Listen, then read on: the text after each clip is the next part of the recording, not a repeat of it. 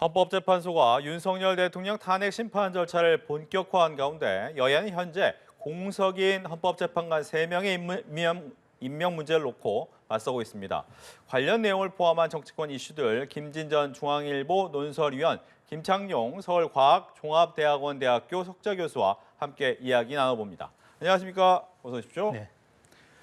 네, 국민의힘 권성동 대표가 권한대행 겸 원내대표가 이 탄핵안이 헌법재판소에서 인용되기 전까지는 한덕수 권한대행의 헌법재판관 임명은 불가능하다라고 주장을 했습니다. 더불어민주당 박찬대 원내대표는 탄핵 절차 지연 작전이라고 비판하면서 부인 체제로 탄핵 심판을 해야 한다라고 이야기를 했습니다.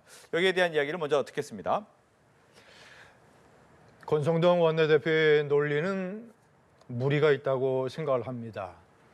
대통령 권한대행이 행사하는 권한은 두 가지가 있는데요. 그러니까 해서는 관례상 해서는 안 되는 권한이 능동적 권한, 예를 들어서 외국과의 정상회담을 한다든가 남북 정상회담 같은 어떤 외교안보상의 중요한 대통령의 통치 행위를 한다든가 아니면 대규모 SOC 개발 사업 같은 예산 사업을 한다든가 이런 식의 능동적 권한을 행사해서는 안 된다. 하지만 대통령 권한대행으로서 이 행정부를 포함한 정부 체계의 현상 유지에 불가피한 권한은 할 수 있고 해야 된다. 예를 들어서 공석인 국무위원을 임명한다든가 아니면 그런 범주 내에 헌법재판관 3명이 공석 중인데 이것을 임명하는 권한도 현상 유지를 위한 불가피한 권한이니까 행사할 수도 있고 행사해야만 한다라고 판단을 합니다. 더불어서 특히 이번에 3명은 이 헌법재판관 9명 중에서 국회가 여야가 선출을 해야 되는 몫이거든요. 네.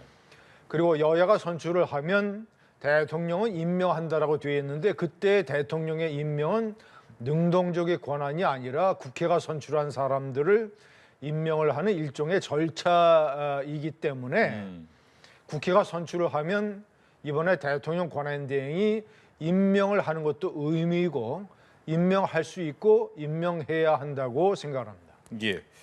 앞서서도 거리냐, 직무 정지냐 여러 가지 논란과 함께 임명 절차는 당연한 거다라는 얘기를 해주셨어요. 네, 아주 잘 설명해 줬는데요. 저는 거기서 한 2가지만 더 붙여서 설명하자면 권성동 원내대표의 주장이 참 무리하고 또한 좀 어이가 없다는 생각이 드는 게 헌법재판소에서 이미 이 황교안 대행 체제에서 이 임명한 전례가 있다고 얘기를 하면서 헌법재판소에서 하루라도 빨리 3명을 더 해달라고 임명해달라고 요구를 하고 있고 그래서 구인 완전체로 만들어 달라는 것이 헌법재판소 요구고 전례도 있는데 사실상 권성동 원내대표가 지금 억지를 부리는 이런 모습은 좀 납득이 안 가는데 왜 이렇게까지 하느냐고 봤더니 현재 6인 체제가 사실상 그중에 한 명이라도 반대를 하면 기각되기 때문에 지금의 6인 체제가 훨씬 유리하다는 그런 정치적인 판단을 하고 있는 것 같고요. 만약 9인 완전체로 만들어주면 그중에 3명이 사실상 반대를 해도 통과될 수 있기 때문에 지금의 6인 체제를 유지하는 것이 낫다고 판단한 그런 이면이 있어서 권성동 원내대표는 아마 법률가 출신이기 때문에 이미 그 전례가 있다는 사실도 알고 있을 텐데 이렇게 불가하다 이런 입장을 내는 것은 매우 정치적인 선택이라고 생각합니다. 예, 두 분이 이제 같은 의견을 주셨는데 그렇다면 결과적으로 6명을 현재 6명이기 때문에 이렇게 6명을 가면 가능합니까? 6명이 쉽게 얘기하면 변론, 심리 이것은 가능합니다. 왜냐하면 이진숙 방통위원장 현재 탄핵 소추됐지 않습니까? 이 헌법 소원이 가처분에서 받아들여졌어요. 6명으로 선고를 하는 것에는 논란이 있지만 왜냐하면 헌법재판소법이 7명 이상의 의사 정족수로 돼 있지 않습니까? 네. 그러니까 6명으로 최종적인 선고 결정을 하는 데는 논란의 여지가 있지만 변론, 심리, 재판을 진행을 할 수는 있다. 그러니까 제가 판단할 때는 다수의 헌법학자라든가 국민들이 바라건대는 그렇다면 현재 6명 체제로 빨리 변론을 진행을 하고 지금 헌법재판소가 그렇게 하고 있어요. 윤석열 대통령에게 각종 이제 이 변론 절차가 개시된다는 통지를 지금 다 하고 있지 않습니까? 그러니까 그렇게 해서 빨리 심리를 진행을 하고 그리고 이제 국회에서 청문회를 통해서 국회 선출목 3명이 추가로 임명되고 하면 이제 9명 체제가 되니까 이 변론과 심리를 진행을 해서 9명 체제에서 조속한 선고를 내리면 그중에서 이제 6명 이상이 찬성을 하게 되면 결정이 되는 거 아니겠습니까? 그 무엇보다도 다수의 국민이 바라는 것은 헌재가 최대한 빨리 심리 절차를 진행을 해서 이 국가적인 혼란의 시기를 빨리 마감을 해야 된다. 그리고요, 제가 몇 차례 강조를 했습니다만 헌법재판소 재판은 대법원 재판과 달라서 정치적인 고려를 많이 하게 됩니다. 네. 그러니까 우리가 이 심리를 빨리 하는 게 필요하냐 아니면 늦추는 게 필요하냐에 대한 판단을 지금 현재의 사회 분위기, 국가적인 혼란, 정치, 경제, 대내외적인 여건 이런 것들을 헌재가 상당히 정치적으로 고려를 해요. 그렇기 때문에 제 생각에는 상당히 심리가 빨라질 걸로 보이고 네. 결국은 3명이 선출이 돼서 3명이 임명될 겁니다. 제가 판단할 결국은. 그런데 그래서 제가 권성동 원내대표의 저런 식의 주장은 아무리 법리적으로 그런 주장을 하겠다고 하더라도 할 수 있다고 하더라도 일단은 헌법재판소 심리를 자꾸 지연시키려는 것 아니냐. 이거를 시간을 끌려고 아니냐라는 그런 비판적인 시각을 면할 수가 없어요. 저는 어떤 정치적인 정략적인 측면에서도 이 시점에서 국민의힘이 왜 이런 식의 선택을 하는지 잘 모르겠어요. 결국 안 될 텐데. 결국 안 될 텐데. 예. 네. 이 지금 보면 이 6인 체제가 사실상 심리는 가능하고 끌어갈 수는 있지만 선고하는 것에는 헌법학자들 사이에 논란의 여지가 있기 때문에 네.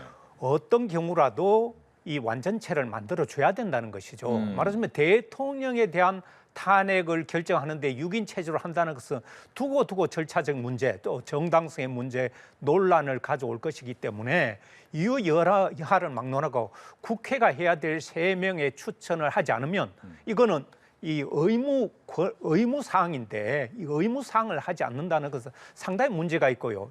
유사한 사례로 방송통신위원회 같은 경우는 5인 합의체 기구로 5인 합의제로 만들어서 운영하라.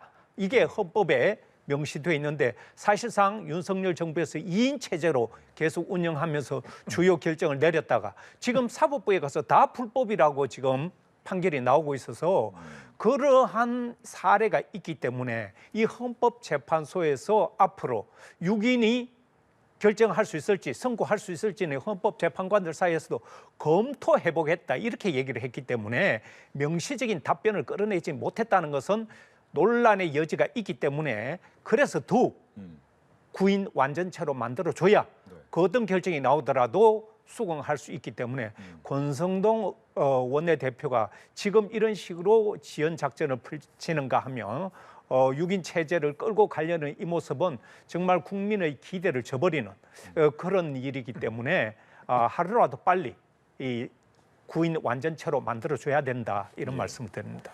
민주당 입장에서 오는 23일부터 24일 이 헌법재판관 3명에 대한 인사청문회를 열고 빠르게 좀 처리하겠다라는 입장을 밝히고 있는데 이거 역시도 여야가 같이 합의를 했다라는 이 부분이 있었어요. 하지만 지금 권성동 원내대표가 다르게 얘기를 하다 보니까 오늘 우원식 국회의장과 함께 이제 두 원내대표가 만난다고 예정이 돼 있는데 어떤 얘기가 하겠습니까? 저는 여당 권성동 원내대표의 주장이 크게 힘을 얻지 못할 것으로 봐요. 왜냐하면 지금 전체적인 상황이 모든 것을 조금 전에도 말씀드렸다시피 국가적 혼란을 최소화하기 위해서 신속하게 결정을 해라. 탄핵이든 아니면 탄핵 기각이든 그 어떤 식의 결론이 날 것인가에 관해서 이제 다수론과 소수론이 있으니까 그걸 별개로 하더라도 하루빨리 결정을 내려라고 하는 것이 다수의 국민들 얘기거든요. 그리고 헌법재판소의 정치적인 고려라고 하는 거 제가 다시 한번 말씀드리지만 어떤 것을 또 고려하냐면 네. 자신들이 결정을 내렸을 때 탄핵을 인용을 하면 대통령이 이제 권리되는 것이고 탄핵을 기각을 하면 대통령이 다시 대통령실로 가서 대통령 업무를 수행하게 됩니다.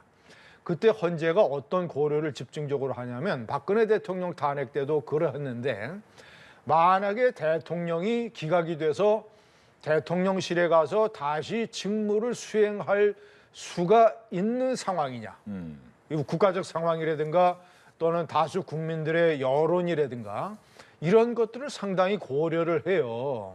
그러면 거듭 말씀드리지만 신속히 헌재도 그렇고 다수 국민도 그렇고 이제 언론도 그렇고 어쨌거나 신속한 결론을 내려야 된다라는 이 판단 그리고 구인 완전체로 가서 논란을 없애자라고 하는 많은 주장들 그러면 23, 24일 조속한 청문회를 통해서 국회 선출목 제가 판단할 때는 무슨 중대한 하자가 없으면 그 사람들 다 선출되고 대통령 앞에 갈 거 아니겠습니까? 네.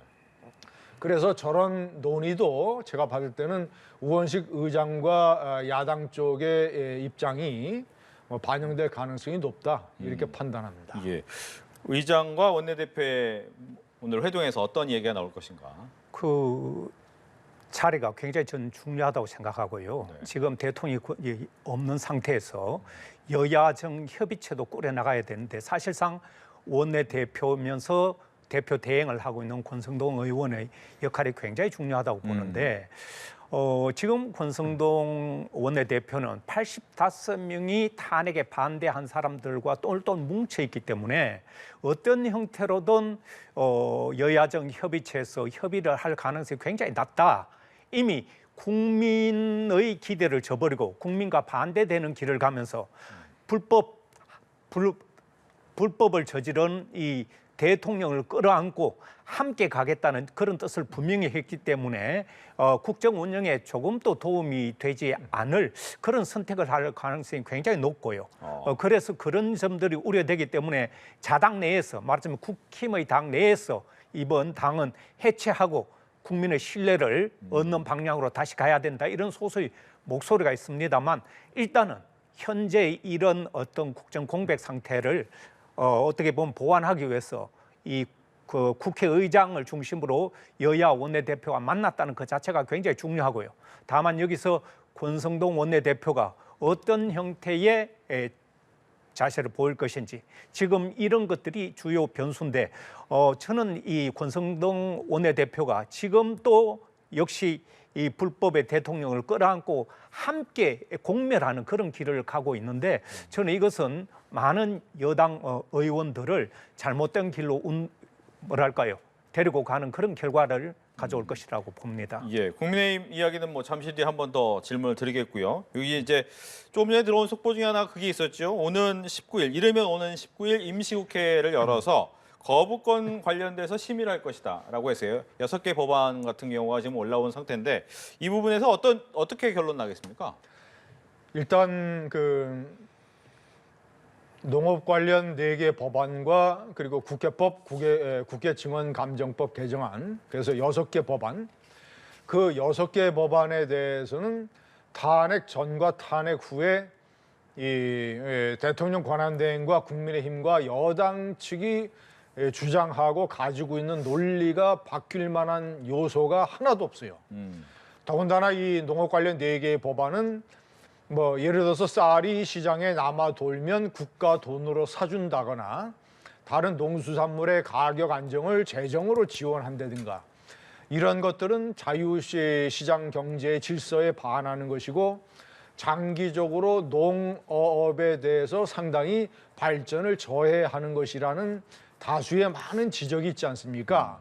그리고 국회법 예산안 처리 기한을 넘겨도 예산안을 자동적으로 부여하면 안 된다고 하는 것은 예산 심사권을 완전히 야당이 가지고 가겠다고 하는 또 하나의 입법 폭주고 국제 증감법 개정안 같은 것은 기업인들이 외국에 나가거나 질병, 병에 걸려도 원격으로 국회에 출석을 해야 된다라거나 기업들의 영업 비밀을 국회가 요구를 하면 제출을 해야 된다거나 이런 것들은 재계, 기업계에서 강력하게 반대하고 이것은 기업인들을 옥죄고 경제를 저해하는 법안 아니냐.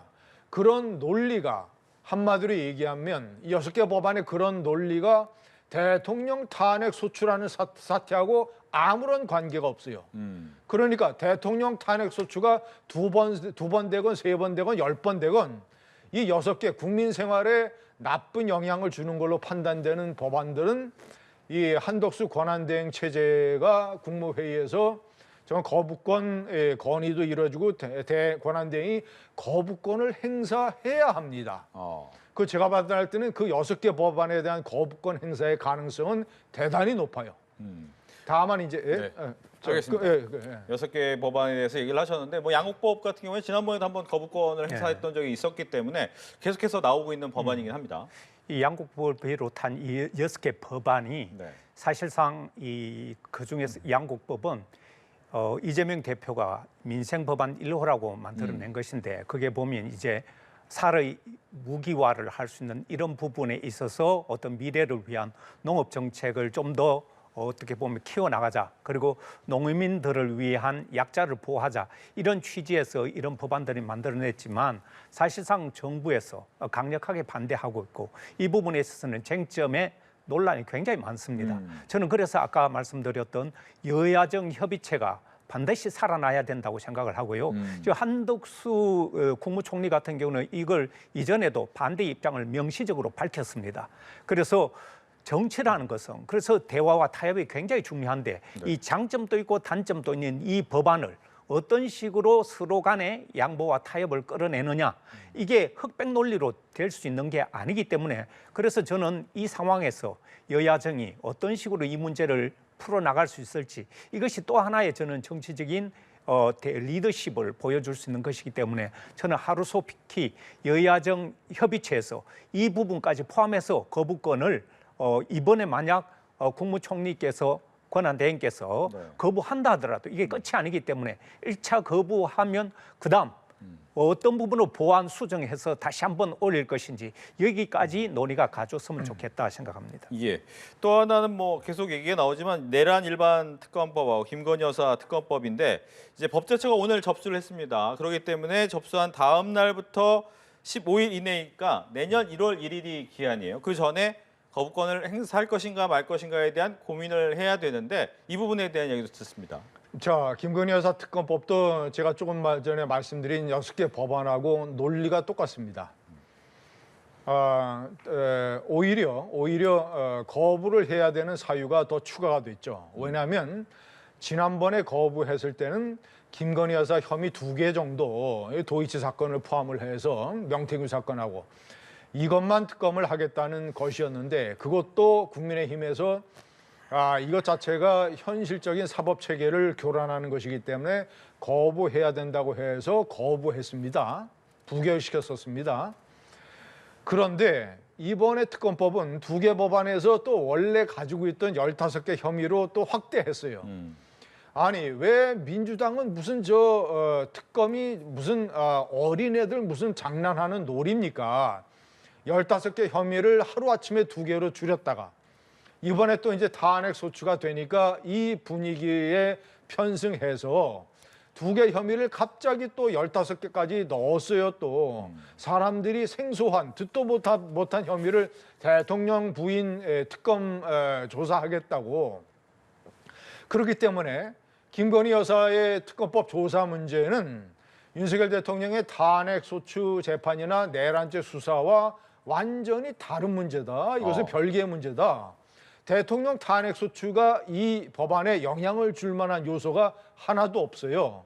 그리고서 법안 자체의 내용이 훨씬 더 악화됐고 그래서 이것도 명백하게 국민의힘이 이제 통과됐으니까 이것도 명백하게 그 전의 당정 입장에 따라서 이것도 거부권을 행사해야 되고 이거 거부권 행사할 가능성이 높습니다. 왜냐하면 대통령이 지금 탄핵 소추되고 대통령이 내란죄 수사를 받는데 그 부인까지 지금 15개라고 하는 이런 그 듣도 못한 별로 그렇게 알려지지 않은 혐의를 산더미처럼 씌워서 부인까지 특검 조사를 시킨다? 이것은 여론이 좀 다를 수 있어요.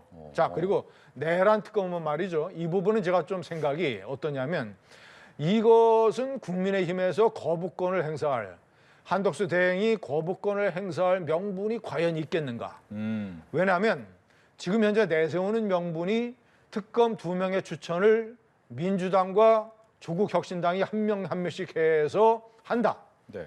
그래서 행정부의 어떤 이 검사 임명권을 저해하는 위헌적이다라는 논리인데 그 자체만 보면 맞지만 박근혜 대통령 최순실 특검 때도 2명을 민주당과 당시에 이 국민의당 2개의 야당이 추천을 했어요. 여당이 당시에 추천권을 행사하지 못했습니다. 그 중에서 한 명이 이제 최순실 특검이 됐던 전례가 있기 때문에 이번에 이것을 거부권을 행사할 명분이 과연 쓸 수 있을까? 그리고 이제 상설 특검도 통과된 마당에 그리고 공조본, 검찰 이런 수사가 진행된 마당에 특검으로 수사를 일체화하자는 주장에 과연 국민의힘이 거부할 명분이 있겠는가라는 생각. 네. 즉 김건희 여사 특검법은 거부권 행사할 가능성이 높다라고 보셨어요? 김건희 여사 특검법은 권한 대행께서 거부를 하게 되면 굉장히 적극적인 대통령 거부권 행사를 하기 때문에 아하. 제가 예상하기에는 거부하기가 굉장히 힘들다. 민생 법안을 거부하는 것이랑 이런 굉장히 정치적인 사안인데 굳이 대행 체제에서 적극적인 대통령 거부권 행사를 써서 더군다나 이 사람은 직업 관료 출신이기 때문에 그런 정치적인 모험을 할 가능성이 낮다. 김건희 여사에 대한 수사는 지금까지 제대로 이루어지지가 않았고요. 그리고 검찰이 김건희 여사 앞에만 가면 다 멈춰섰습니다. 심지어 국회에 나와서 압수수색 했다는 거짓말까지 했다가 실질적으로는 압수수색하지 못했고 검찰이 사실상 무장 해제된 상태에서 출장 조사에서 비난을 많이 받았기 때문에 어떻게든 김건희 여사의 혐의가 굉장히 많고 많은 국민들이 김건희 여사에 대한 어떤 이런 진실 여부에 대해서는 궁금해하고 이건 수사를 해야 된다는데 현재 검찰이 수사를 못했습니다. 안 했습니다. 이 수많은 혐의에도 불구하고 그래서 이제는 그 자신의 부인의 수사를 막았던 대통령이 없는 상태에서는 국무총리 그러니까 권한 대행까지 나서서 이 김건희 여사의 수사를 막을 명분도 이유도 저는 없다고 생각하기 때문에 이번에는 거부권 행사하기가 어려울 것이다 이렇게 봅니다. 네, 김건희 여사 제가 특검법으로 하나만 좀 추가하면 안 될까요? 질문을 하나 더 드리려고 했습니다. 어떤 내용이냐면 의견이 상반되는데 만약 거부권을 생각하신 대로 했다면 국민의힘에서 이 부분을 재의결해서 똘똘 뭉쳐서 정말 예를 들면 거부권 행사를 못하게 만들까요? 어떻게 할까요? 예, 권성동 원내대표의 이제 리더십에 달린 문제도 되는데 지난번에 이제 김건희 여사 특검법을 재의결해서 부결시켰지 않습니까? 그렇죠. 이탈표가 6표까지 나왔어요. 네. 그러니까 이제 이탈표가 지금 2표가 남았는데 자 그것은 이제 매우 미묘한 정치적인 상황이니까 이제 그거는 이제 놓고 보더라도 그래서 아마 당론에서 만약에 거부권이 행사되면 당론에서 부결로 갈 겁니다. 부결로 갈 것이고 네. 그것은 아마 뭐 이제 집단 퇴장이라든가 집단 퇴장을 하면 안 되죠. 그거는 이제 참석해서 무기명 비밀 투표로 하고 네. 이런 식으로 가게 될 가능성이 있는데 근데 제가 한 가지만 좀 추가를 하면 좀 전에 이제 뭐 혐의가 많고 이러니까 반드시 특검을 해야 되고 뭐 이런 이제 주장이 제시가 됐는데 저는 우리 사회가 이 문제를 한번 성찰해 볼 필요가 있어요. 15개 특검 혐의 하겠다고 한 것들이 예를 들어서 무슨 뭐 양평 고속도로 삼부토건 문제 뭐 기타 등등 대통령 지금 그러니까 대통령 부인을 놔두고 이 나라의 대통령 부인을 놔두고 당신은 15개의 혐의가 있으니까 특검을 받아야 된다라고 지금 주장하는 거 아닙니까? 예? 15개의 혐의가 개별적으로 별다른 근거도 없고 한때 민주당이 이거 많은 국민들이 납득 못하니까 2개로 줄이자고 했던 건데 그리고 또 하나 중요한 문제는 대통령을 탄핵 소추시켜서 대통령이 이제 탄핵 심판을 받게 되고 대통령이 물러날 가능성이 높다는 게 중론인데 그 대통령이 또 내란죄 수사까지 받고 하는 마당에 대통령을 우리 사회가 지금 단죄 심판대에 올리고 있는데 대통령 부인이 밉다고 이 상황에서 우리 대한민국이 대통령 부인까지 이 15개 혐의로 특검을 해서 일종의 말이죠. 법의 심판대에 세워서 완전히 여러 가지 이제 어려움을 겪게 하고 심하게 표현하는 사람들은 이거 김민건이 여사 조리돌림 하려는 거 아니냐라는 식의 망신 주기 아니냐라는 것까지 얘기를 하는데 우리 사회가 그런 것까지 지금 해야 되는 이런 상황인지 그래서 김건희 여사 같은 사람의 인권은 없는 건지 대통령이 탄핵 소추되고 대통령이 내란죄 수사를 받으면 그 대통령 부인은 인권 자체가 하나도 없는 거예요. 15개 혐의를 그냥 싹 안아가지고 그것도 납득이 하나도 별로 되지도 않는 거. 자신들이 2개로 줄였던 거를 탄핵이라는 바람에 편승을 해서 15개로 키워서 대통령 영부인이 미우니까 당신 법의 심판대에 서야 된다. 이게 대한민국이 지금 해야 되는 일입니까? 알겠습니다. 반론 짧게 듣겠습니다. 누가 대통령 부인 밉다고 뭐 일부러 그렇게 김건희 특검법을 만들겠습니까? 믿고 좋고 그런 문제가 아니고 보시다시피 김건희 여사는 수많은 혐의를 받고 있습니다. 도이치모터스의 주가 조작뿐만 아니라 이 양평고속도로 문제를 비롯해서 많은 논란을 가져왔고요. 그 장본인입니다. 이런 뻔한 300만 원짜리 이 명품 고가 가방을 받고도 제대로 수사도 받지 않고 검찰에서 무혐의조차 내렸습니다. 그런 것들이 진실이 제대로 밝혀졌지 않기 때문에 제대로 진실을 밝히라는 것이지 대통령 부인이 뭐 믿고 좋고 그런 문제는 아니고요. 또 하나 대통령이 뭐 이런 탄핵 관련돼서 수사를 받고 있는데 어떻게 김건희 여사를 그렇게 몰아칠 수 인권이 어디 갔느냐 이런 얘기를 하는데 조국 대표 보세요.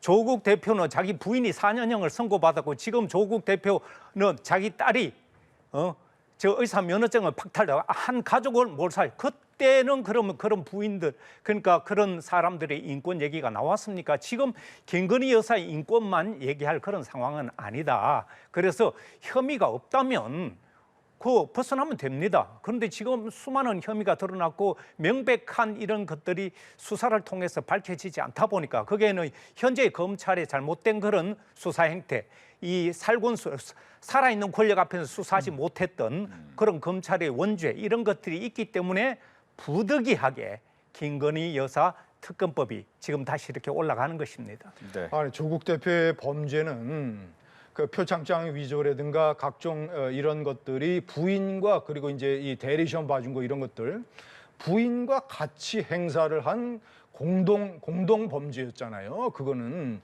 일가의 범죄였잖아요. 김건희 여사가 무슨 비상계엄 하는데 포고령 읽어보고 거기 사인했습니까? 김건희 여사가 특전사령관이나 수방사령관에게 전화해서 국회에서 의원들 끌어내라고 김건희 여사가 지시를 했습니까? 윤석열 대통령의 내란죄 수사와 탄핵소추 이 혐의는 김건희 여사하고 아무런 관련이 없는 거 아니에요. 그리고 김건희 여사 특검법이 무슨 그 계엄 선포하고 무슨 관계 있습니까? 그러니까 별 관계도 없는 이야기를 그 왜 갖다 아니 조국 대표는 왜 그러면 부부를 수사했느냐고 주장을 하시니까 내가 얘기하는 거예요. 조국 대표는 공동행위였고 그리고 조금 전에 뭐 양평 고속도로도 다 김건희 여사 이 주도한 혐의. 양평 고속도로가 김건희 여사가 양평 고속도로 노선을 변경했다는 근거가 일이라도 있습니까? 예? 수사를 그러니까 논란이 있어 수사를 해봐야 하는 것이죠. 그러면 수사 안 하잖아요. 그럼 어떤 걸로 해서 당신은 이러이러한 시중에 찌라시에 이러이러한 혐의가 있는 걸로 나타났다. 특검하자.